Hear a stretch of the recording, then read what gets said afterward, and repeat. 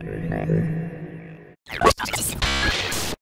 what's up, everybody, and this is Danny, and today I'm going to be looking at the iPhone 5S leather case from Apple, and this is available in beige, brown, black, yellow, and blue, and this is the product red, and this is $39, and it's kind of expensive, but let's go ahead and take a look at it right now. So there's a little pull tab there, and just one pull gets you right into the case itself. So let's go ahead and take it right out of the packaging. And this is the product red version once again, and there's nothing else in that packaging. And it looks like there is a microfiber lining on the interior of this case, which should be great for protection against scratches on the iPhone 5S. And on the outside is a textured leather, very light texture. But since this is a leather case, it may change color over time, especially with the oils that are on your finger, places that you put your hand all the time and how you grip it.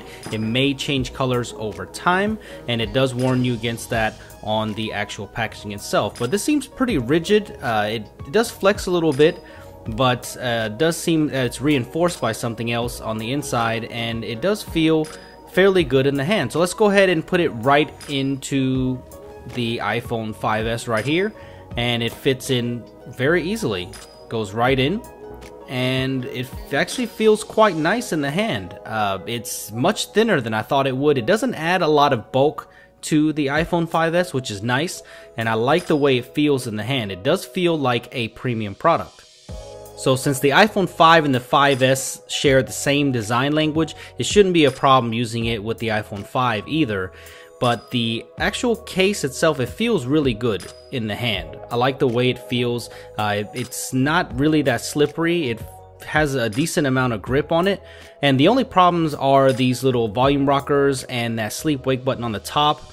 It can be kind of hard to push, and I'll show you that a little bit later. You have to push it pretty hard, but it's not anything that's going to, nothing that you can't get used to. And of course, there's nothing on that other side, but it does fit really well. And you can see that there is a little bit of a lip there on the front, so it's going to protect the actual glass itself when you put it on a flat surface. You shouldn't have a problem with that. It's not as pronounced as the 5C case. It's a little bit more subtle. It doesn't add as much bulk as the 5C case.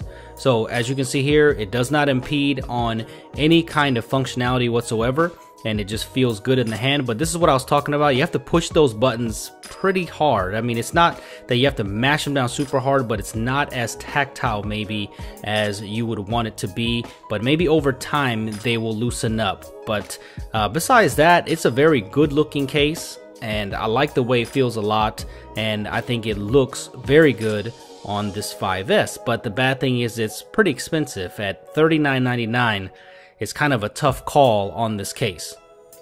But if you're a fan of Apple design and you want that OEM look and it's made by Apple, then definitely this is going to be the case for you.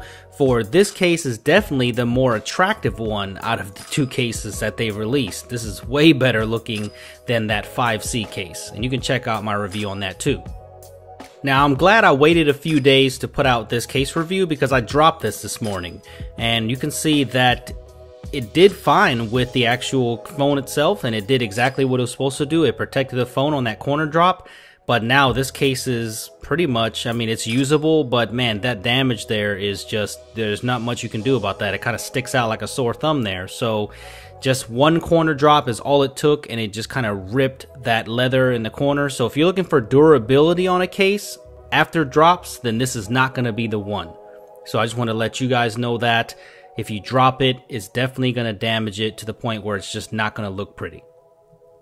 So what do you guys think about the iPhone 5S case? I think Apple did a pretty good job with it. It's lightweight, it's got some nice colors, it should match the 5S very well, and it should give you some nice adequate drop and scratch protection for the new iPhone 5S.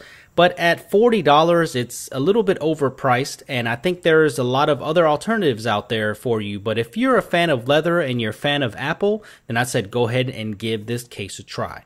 So please subscribe to my channel and give me a thumbs up if you enjoyed this video, and I will see you guys in the next one, and follow me on Twitter at @SuperScientific.